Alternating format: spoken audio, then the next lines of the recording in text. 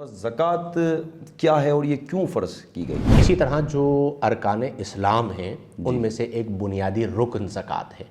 तो कुछ लोगों ने ज़कात का इनकार कर दिया था, जिन्हें कहा जाता है मुनकिरीन ज़कात। तो हज़रत सिद्दीक़ अकबर रज़ी अल्लाह अन्हु ने उनके ख़िलाफ़ जिहाद फरमाया था।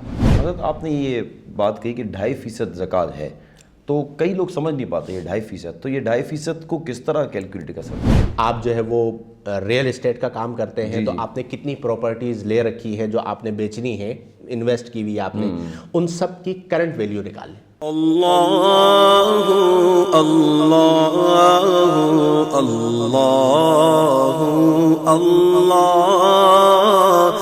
अल्लाहु। बिस्मिल्लाहिर्रहमानिर्रहीम। व्यूअर्स, अस्सलामु अलैकुम वरहमतुल्लाहि वबरकातुहू। इल्म हासिल करना हर मुसलमान मर्द और औरत पर फ़र्ज़ है। वैसे तो आप इस चैनल पे रियल एस्टेट से रिलेटेड काफ़ी इन्फॉर्मेशन हासिल करते रहते हैं, लेकिन जिस इल्म को अल्लाह ताला ने हम पर फ़र्ज़ करार दिया है, तो उससे रिलेटेड क्या इन्फॉर्मेशन हम इतनी हासिल कर पाते हैं। तो मैंने सोचा कि एक एपिसोड इस तरह का ज़रूर बनाया जाए जिसमें प्रॉपर्टी से रिलेटेड कुछ ऐसे सवालात हों कि जो सवालात आपके हैं वो जवाबात आप तक पहुंच जाएं। इसके लिए आज हमारे साथ स्टूडियो में मौजूद हैं मुफ्ती मोहम्मद शाहिद मदनी। इनको आज हमने मदऊ किया। मुफ्ती अस्सलामु अलैकुम वरहमतुल्लाहि वबरकातुहू। वालेकुम अस्सलाम वरहमतुल्लाह। बहुत शुक्रिया आपकी आमद का। आप कैसे हैं? खैरियत से हैं? अल्हम्दुलिल्लाह, अल्लाह का बड़ा। मुफ्ती साहब, वैसे तो आप हमारे इस चैनल पे जो लोग देखते हैं इसमें प्रॉपर्टी से रिलेटेड हम डिस्कशन करते रहते हैं रियल एस्टेट के हवाले से, लेकिन कई लोगों के सवाल आते हैं, हमारे व्यूअर्स के आते हैं, कुछ क्लाइंट्स के आते हैं, ज़कात से रिलेटेड काफ़ी सवाल आते हैं। तो हम इसी को बेस बनाते हुए आज एपिसोड कर रहे हैं। तो ज़कात से रिलेटेड कुछ सवाल आपसे पूछना चाहूँगा, तो इजाज़त चाहता हूँ आपकी। जी बिल्कुल, बिस्मिल्लाह। मुफ्ती साहब, बेसिक सवाल पूछना चाहूँगा, ज़कात क्या है और ये क्यों फ़र्ज़ की गई? बिस्मिल्लाहिर्रहमानिर्रहीम। हुवल क़ादिरु हुवल हक़्क़ु हुवल मुईन। सबसे पहले आपका शुक्रिया और आपको मुबारकबाद के इस खूबसूरत प्रोग्राम की रिकॉर्डिंग आप कर रहे हैं ताकि लोगों में अवेयरनेस आए, मसाइल ज़कात को जाने, और बिलखुसूस तिजारत से जो लोग वाबस्ता होते हैं उनके लिए बड़ा अहम होता है कि आप मसाइल ज़कात, जिन पर ज़कात फ़र्ज़ है, उन पर लाजिम है कि वो मसाइल ज़कात को भी सीखें। लफ्ज़ ज़कात का लफ्ज़ी माना होता है पाक करना, और ज़कात को ज़कात इसीलिए कहा जाता है कि वो आपके माल को पाक कर देती है, आपके बातिन को पाक कर देती है। तो गोया कि ज़कात का ताल्लुक़ तज़किया के साथ है।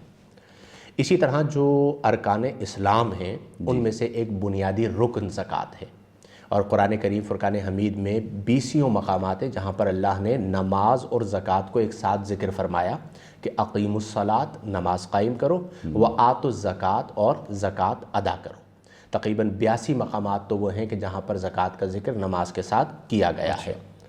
फिर चूँकि ये बुनियादी तौर पर रुकन इस्लाम है, इसकी अहमियत है, तो इसी अहमियत की बिना पर खुलाफ़ाए राशिदीन रज़ी अल्लाह अन्हुम के ज़माने में, और ख़ास तौर पर हज़रत सैयदना सिद्दीक़ अकबर रज़ी अल्लाह अन्हु की खिलाफत राशिदा, चूँकि नबी करीम का बिल्कुल रीसेंट विसाल ज़ाहिरी हुआ था, तो कुछ लोगों ने ज़कात का इनकार कर दिया था, जिन्हें कहा जाता है मुनकिरीन ज़कात। तो हज़रत सिद्दीक़ अकबर रज़ी अल्लाह अन्हु ने उनके ख़िलाफ़ जिहाद फरमाया था।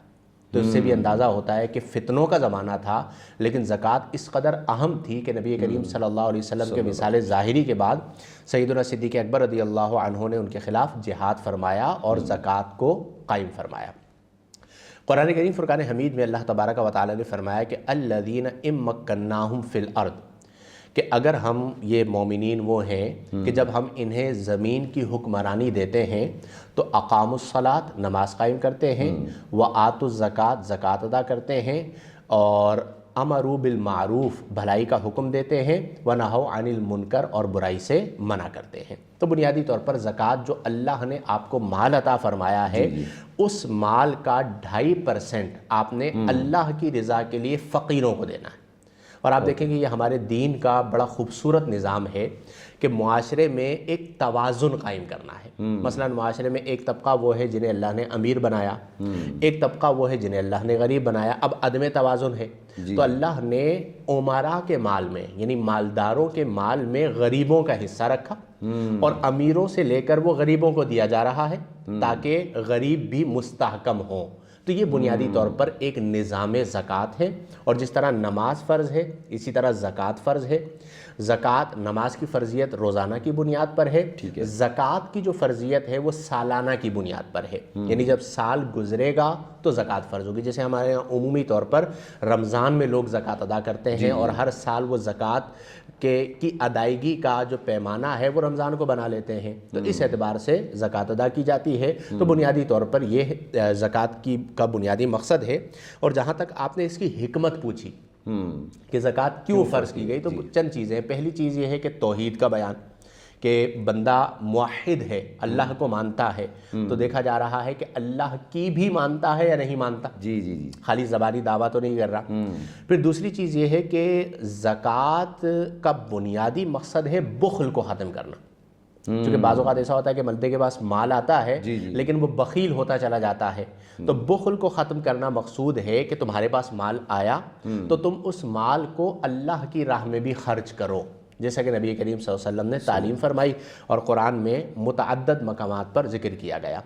پھر تیسری چیز جس کا میں نے ذکر کر دیا کہ غربا کا خیال کرنا، کہ انسان وہ ہے جو انسان کے کام آئے۔ اب آپ مالدار ہیں، آپ کا بھائی غریب ہے تو آپ اس کی مدد کریں، آپ مالدار ہیں، آپ کا پڑوسی غریب ہے تو آپ اس کی مدد کریں، آپ مالدار ہیں، آپ کا دوست غریب ہے تو آپ اس کی مدد کریں۔ تو یوں ایک بنیادی طور پر نظام زکوٰۃ اللہ تبارک و تعالی نے ہمیں عطا فرمایا۔ حضرت آپ نے یہ بات کہی کہ 2.5% زکوٰۃ ہے، تو کئی لوگ سمجھ نہیں پاتے یہ 2.5%، تو یہ 2.5% کو کس طرح کیلکولیٹ کر سکتے ہیں؟ بہت آسان ہے۔ سب سے پہلے اسے یوں سمجھیں کہ آپ نے زکوٰۃ نکالنی ہے، آپ پین لیجئے، کاغذ لیجئے اور بیٹھ جائیے، لکھیے نقدی۔ ٹھیک ہے، آپ کے پاس جیب میں یا اکاؤنٹ میں یا لاکرز میں جتنے پیسے رکھے ہیں وہ آپ لکھ لیں، اماؤنٹ لکھ لیں۔ ٹھیک ہے، دوسری ہیڈنگ ڈالیے گولڈ، جتنا گولڈ آپ کے پاس ہے وہ لکھ لیجئے۔ تیسری ہیڈنگ ڈالیے سلور، چاندی، جتنی آپ کے پاس چاندی ہے وہ لکھ لیجئے۔